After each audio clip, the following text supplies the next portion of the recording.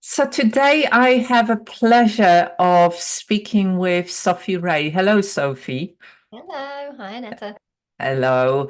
Lovely to speak with you again. We did have another podcast episode where we had a conversation about your work.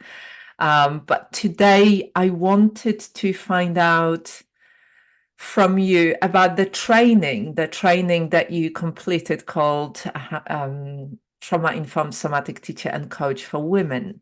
Um, that's the big training that we run under our institute, 160 hours. And you were part of the initial beta cohort. So you took quite a big risk to sign up. And so I wanted to start with very simply, why did you sign up for this training? What kind of prompted it? Well, firstly, it didn't feel like a big risk, uh, Mm. even though it was a beta. I guess I just trust you, I- which is nice. So that's kind of, one of the reasons why I signed up because we'd already been working together, and I I just really like the way that you work and, you know, your whole experience of what you've done, what you've been through, running your own business. So I kind of felt safe to join that course, even though it hadn't been run before. Um, and yeah, there are a few reasons why I signed up.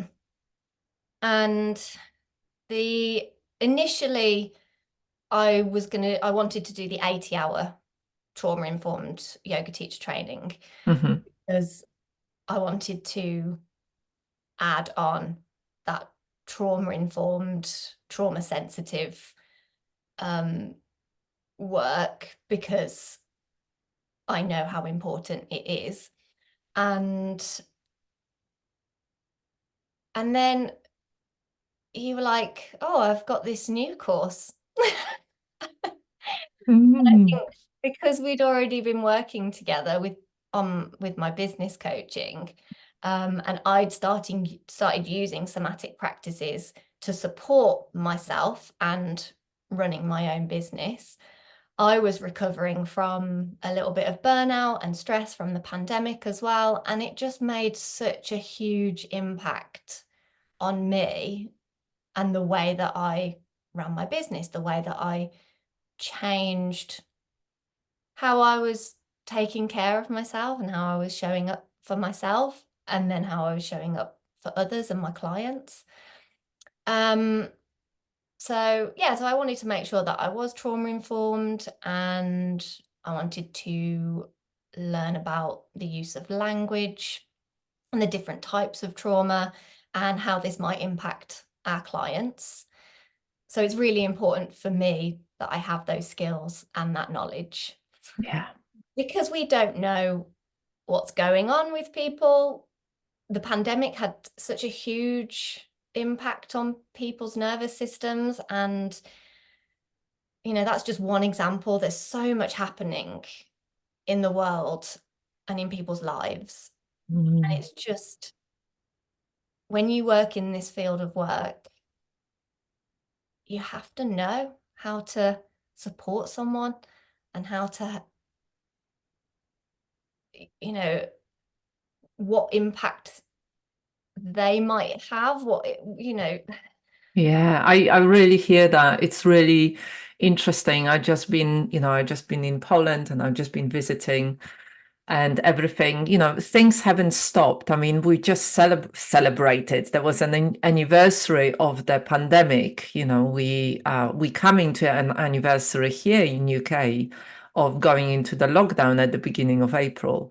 And that was 4 years. And it might seem like a long time ago, but, there is a lot information and new data coming through of the impact of the pandemic and the lockdowns on younger children, on teenagers, on adults, on the way that we work, on the mental health crisis. There's so much happening. And I completely agree with you that those skills are not something that, oh, had to learn them then because it was the pandemic and its impact. It's this kind of ongoing, the wars around us, our worries, our anxieties, the information that, the AI that is coming out. Even an AI is apparently racist, has got a racist bias. So there is ongoing stuff, ongoing challenges on all of us. And those skills are definitely not something that is nice to have, isn't it? Yeah, it's really, really important. And Mm. it's that understanding that yoga has a deeper impact on people. And that can be really uncomfortable for people. And if that comes up in your class, how are you gonna handle that? What are you gonna do? Yeah, Are you gonna follow up with that person or know what to do if that person feels their feelings? yeah, um, yeah. so Are you gonna freeze? I don't know what to do, or pretend it's not happening, or shut them down and run off, and yeah, yeah, and yeah, it's important that all yoga teachers understand that it is a deeper practice. So, but it's very interesting because the other part of your kind of work is the art. And I know that you run a lot of workshops that bring together yoga and maybe mindfulness and now somatics and, and art. And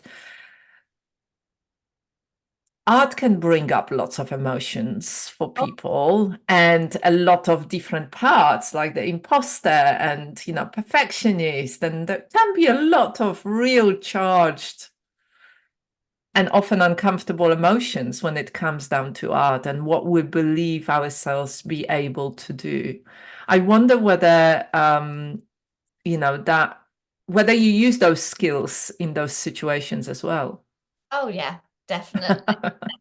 Now that I know more about it and I understand the inner parts, the family systems and what might be coming up for people, it has made it so much easier for me to give suggestions and try and create that more open, more curious, safer space for people to play. And Mhm.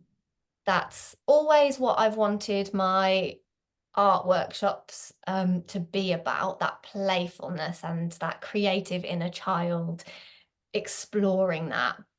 But the training has just made me think about how that can be uncomfortable for people as well, the inner child. And a few people have said to me, I find it really hard to access my inner child. But I give options for people so that it's not like, right, we're gonna think about our inner child, because I know that that can impact people and be really like, get me Yeah. out of here. So I give an alternative option for people. So that's been really useful. Mm. Um, and yeah, I think it has changed the way that I run my workshops, because I didn't want it to be copy me. I'm going to paint this, you're going to follow me. That's not Yeah. the point of it.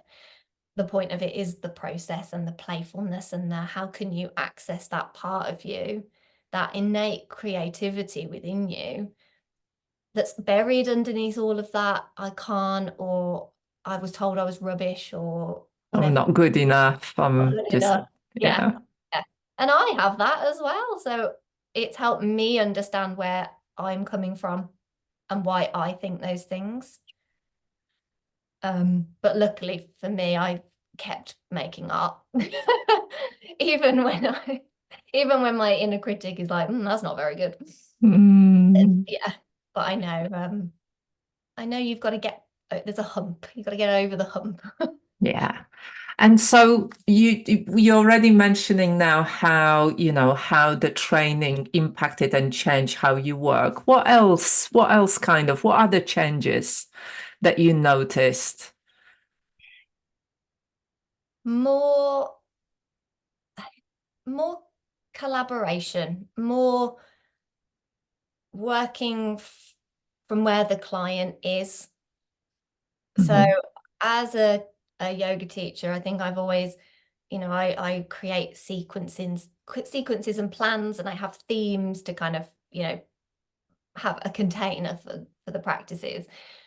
But actually, what I love about this training and what I love about being a coach, which is never something that I thought I would be, it's not the reason that I signed up. I wasn't like, right, I'm going to be a coach. That's just a happy accident, really.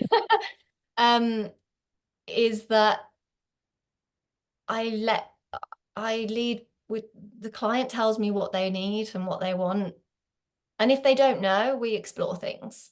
And Mm. that's where, obviously when you're first starting to work with someone, they might not have a clue. So it's like unpicking those things and trying to figure out what is going to work. But I just love that collaborative aspect of it, and that they have choice. I Mhm. think that has changed the way that I teach yoga as well. But obviously it's a different thing, because when you're leading a class of people and they want yoga, and to move in a yoga asana way, you kind of have to do that. But I love bringing in somatic practices and getting people to be a little bit more intuitive, and it really solidified the fact that I was teaching in a somatic way and I just didn't know it. I Mm. think that is the case for a lot of teachers, a lot of yoga teachers, and people that come to my classes. They say, oh, I didn't realize that I was already practicing in a somatic way, because it's not Mm. explained. Yes, there are so many different. I mean, a lot of people use the word somatic or embodied, and actually not really knowing what exactly it means. And yeah, that difference in practices like yoga, the difference between somatic and embodied. Like all yoga is somatic because it's body focused, but actually that's not the same as doing somatic practices, for example, for nervous system regulation or for experiencing more embodiment. And it's a natural way, isn't it? It's like that's what babies do. You do not have to teach babies to do some poses, they just move from within and being kind of explorative, bringing the big toe into their mouth or Yeah. stretching or rolling over and crawling. And as adults, we've been conditioned out of this natural movement. And yoga, unfortunately, sometimes can contribute to it because we become very obsessed about alignment and about how it should look and holding the poses really tight, and rather than bringing more of that natural intuitive movement from within, the movement that releases that chronic tension and chronic patterns of holding, stress holding within the body. Yeah, And definitely. isn't that amazing? I mean, I don't know if that was your experience, but it's like people suddenly feel really happy about, like, oh god, that is so easy, and oh god, that feels good, and that kind of element of pressure is taking away, and it's like there is a sense of relief that comes from being allowed to move in much more natural way. Yeah, and that is definitely how I teach now. So that's something that has changed.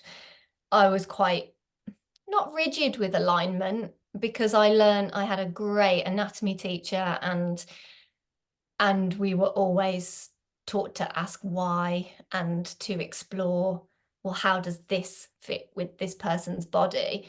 So Mm. from the start, I was like, hang on a minute, heel to heel. What, Yeah. that's not going to work for everyone.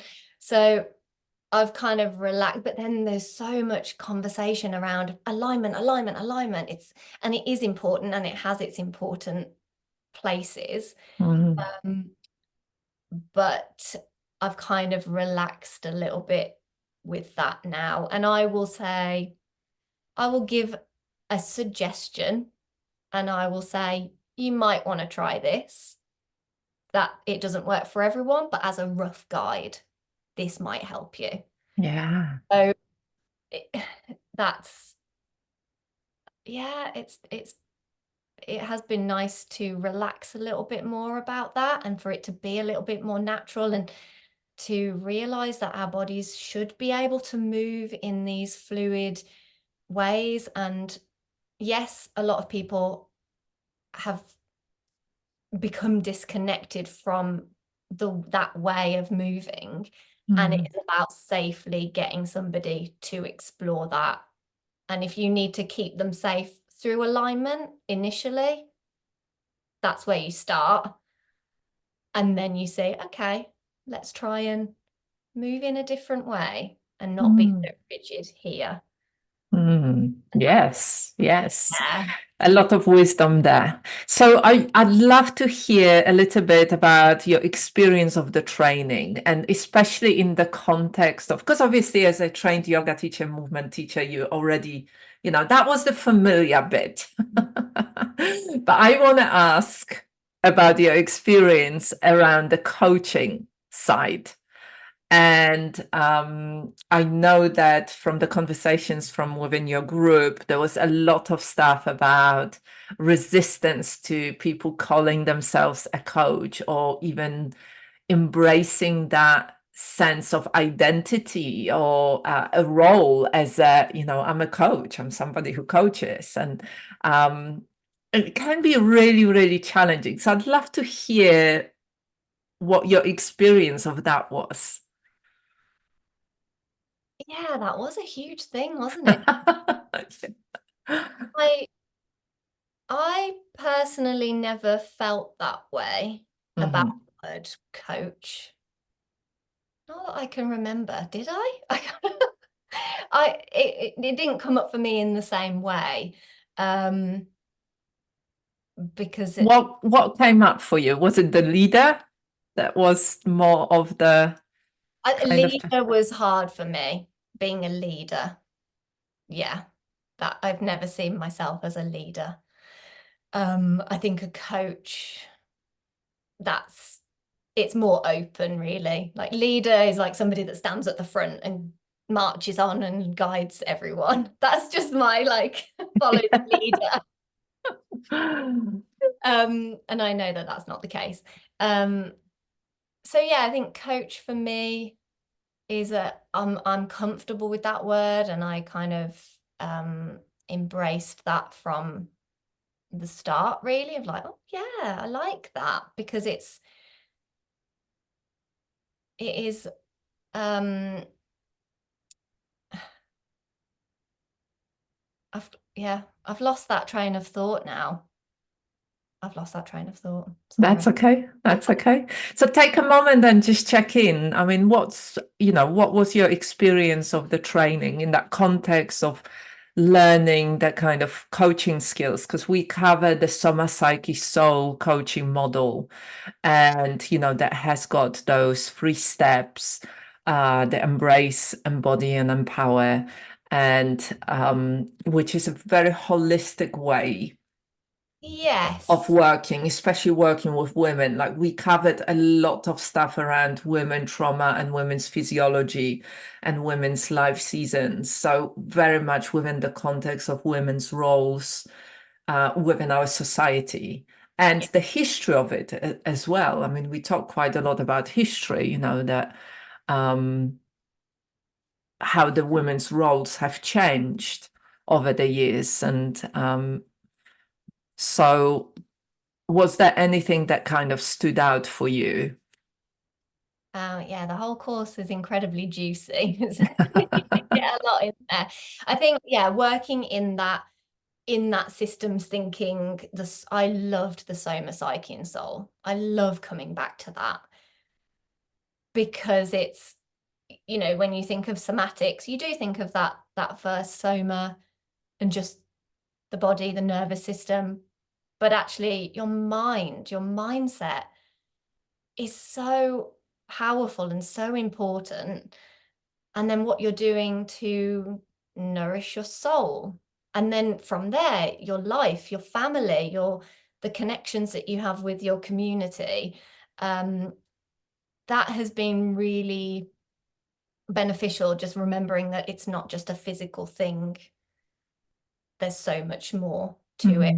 And how is that, when you're working with someone, how is that going to, what impact is that going to have on everything else? And what do they need to change within that outer circle in their life to be able to make those changes within?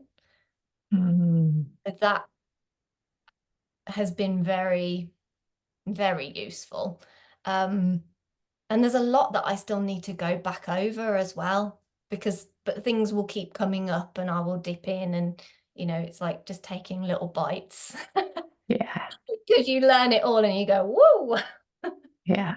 that was a lot. But then it's coming back to the things that your clients that are coming up in sessions, and just having those little bites. And I'm sure there are different things. I mean, as you said, the course is quite juicy. There is so much stuff in there.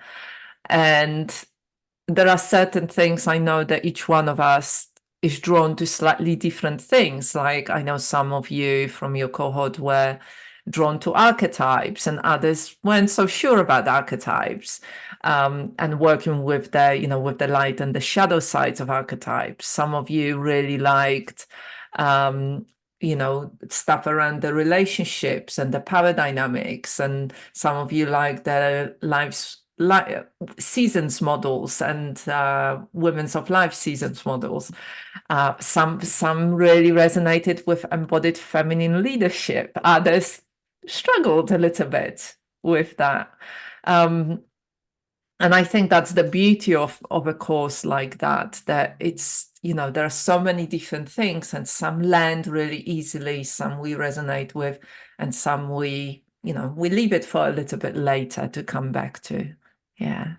We don't have to do it all as well. And that's something Completely. I'm still trying to embody myself, because you want to be able to do it all, and it's not possible. And that is something that the course has taught me as well. It's to keep checking in, to keep doing the practice myself, because that's going to make the biggest impact for me to then be able to support my clients. And I think Definitely. thing that I loved is that, first and foremost, you encouraged us to put our needs first, and you thought about the timings, the seasons, how that was impacting us. But you still encouraged us to show up even when things were really tough, but to do it in a way that worked for us as well. And that's so important, because that's so different to any training that I've ever been on. And to actually have space to talk about it and to cry. I'm a crier. Well, there is a space for all of us, for however we are in that moment, because the spaces that are just positivity spaces don't really work. They kind of exclude half of you. And that's not healing. And you can't grow in that kind of way. So if I ask you, what was the thing that you loved the most? It might be something that you already mentioned. It might be, something else. I'd love to hear. Yeah. I mean, as I just said that, I was like, oh, that's what I loved about the course. I think the support and the community, because the content is incredible. Like, I saw every module, I was like, yes, yes, yes, I want to know about that. I want to know about that. So the content was all fantastic. And that's why I signed up. One of the other reasons I signed up. But I think the support and the community that was created from the start is really helpful when you're doing something like this, when you are doing work that is vulnerable. It's Mm, not it's not just about how can you hold space for other people. Um, you're doing your own stuff, your own work as well. And we all had different experiences, but we all were there for each other. mm, And from that, from the course, I've created these friendships outside of that, and I can speak with them and we can chat to each other and we can get in touch with each other if we're struggling or if we just want to say hi or if things are going well, and it's that support afterwards that I've really benefited from. lovely. I love that. So, Sophie, if you can say where people can find more about your work, because I think this is really important. I know that you are working with people one to one. I know that you are doing stuff that brings together somatics and yoga and art, and you're doing it in person but also online. I know that you've done some art and somatics workshops, and they were very, very well received. So if you could say where people can find more about your work, if they want to connect, if they want to join in doing something. Yeah. So my website is Sophie Rey Yoga, and that's REY yoga.co.uk. I do need to change that at some point, but slow steps, slow Yeah. and steady. I've got an Instagram, which is Sophie Rey Yoga _art, and Mhm. Facebook page, which is Sophie Rey Yoga. And Lovely. all my stuff is on my website. And yeah, reach out. Lovely. Thank you so much, Sophie, for um, joining me today in this conversation and sharing your experience about the training.